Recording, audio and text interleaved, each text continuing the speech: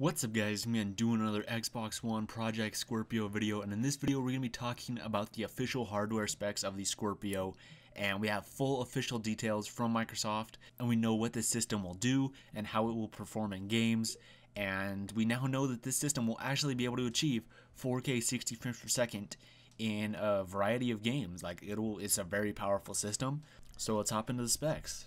So first up, with the CPU with the Scorpio, this is something that's been kind of highly controversial about the Scorpio since it was announced, and that's that the CPU was still a Jaguar CPU, but it's just like really heavily modified, so it's not quite like your average Jaguar Xbox One or PS4 CPU. Like, it's really changed. So the CPU has 8 custom x86 cores clocked at 2.3 gigahertz.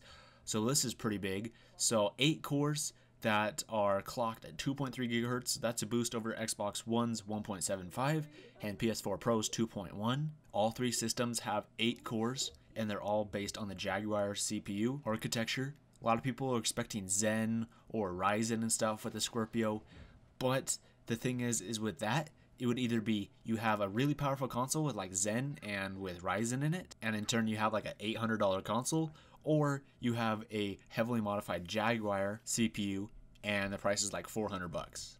But the CPU might be a bottleneck with the Scorpio. We'll have to wait and see. Time will tell with that.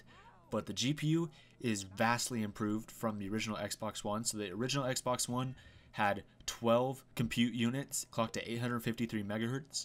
The Scorpio has 40 of them clocked at 1172 megahertz. So that's like absolutely ridiculous that they got over 3 times the compute units in the Scorpio, and they're also clocked like 300 megahertz higher than the base Xbox One. So this is what will allow the Xbox One to do games at 4K and like the dashboard and everything at 4K. The CPU is still like really beefy when it comes to 4K, and the CPU is still going to be doing a whole lot of heavy lifting. But the GPU being powerful and being upgraded and being this powerful too is definitely a good thing and will definitely help out the Scorpio.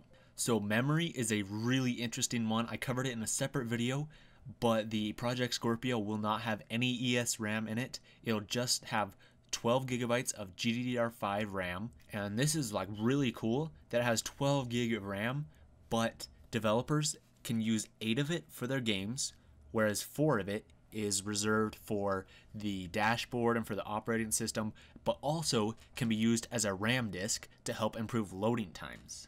So the memory is definitely going to be a really cool and important and crucial part of the Project Scorpio. The 4 gig of GDDR5 RAM used for the dashboard is what will allow the dashboard to run at 4K, and will just allow you to switch between games and go to the dashboard and everything seamlessly. And it's also been said, like I said before, the 4 gig can also be used as a RAM disk to help with loading times and just help out the games more and more. And so a full 8 gigabytes can be dedicated to games. So this is compared to the original Xbox One's 8 gigabytes of DDR3 RAM with 32 megabytes of ESRAM. ESRAM is extremely fast. It only had 32 megabytes, so it wasn't a whole lot, but it was extremely quick, so developers could use that ESRAM in particular use cases to make up for the fact that the Xbox One had DDR3 compared to the PS4's GDDR5. So the memory bandwidth of the RAM is 326 gigabytes per second, and this is what allows the RAM and the CPU and everything to run so quick, and this is what allows all this data to be processed and decompressed quickly. This is a big overhaul from the original Xbox One's 68 gigabytes per second with the DDR3, and also it's even faster than the ESRAM they had in the original Xbox One, which was at 204 gigabytes per second. So for the hard drive, there's nothing like spectacular or anything here. We already had rumors that it was just going to be using a standard hard drive, HDD, not an SSD in it. If there was an SSD in it, the price would obviously go up. But the base model of the Scorpio will include a 1 terabyte 2.5 inch hard drive, which is a good thing. But I guarantee you that there's going to be more models of the Scorpio that include like 2 terabytes and maybe potentially up to like 4 terabytes of internal storage. But keep in mind that you can also use USB hard drives. So I personally, with my Xbox One, I have an external 2 terabyte hard drive that I can just plug into my Xbox One, my Xbox One S, my brother's Xbox One, anything like that, and I just have all my games on there, so I can easily just switch between consoles. And with this Scorpio, when I get that at launch, I can just plug that hard drive in, and bam, I have all my games right there ready to go. And then the last thing about the Scorpio is that the optical drive in it will have the exact same optical drive that the Xbox One S did, a 4K Ultra HD Blu-ray player. So this will allow you to play 4K Ultra HD Blu-rays. Just like the Xbox One S is, there's like no improvement here because there is literally no other improvement they can make to this. And this was pretty much known that the Scorpio was going to have the same optical drive as the One S.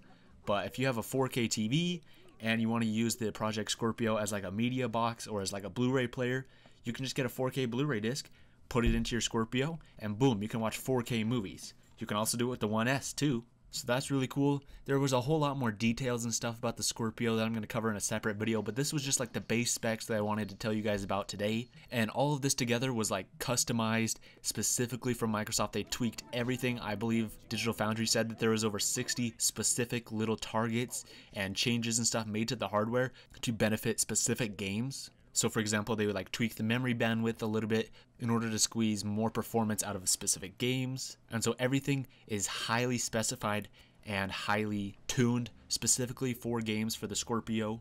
And it will all around make it a really great experience, allow you to get 4K 60 frames per second out of a console. Like not even the PlayStation 4 Pro can do that, but that's all we have today. We didn't know anything about the pricing or the reveal or anything like that, so we're probably going to be getting that at E3 would be my guess. But yeah, there you guys go. Thanks so much for watching, and I'll see you guys in another video.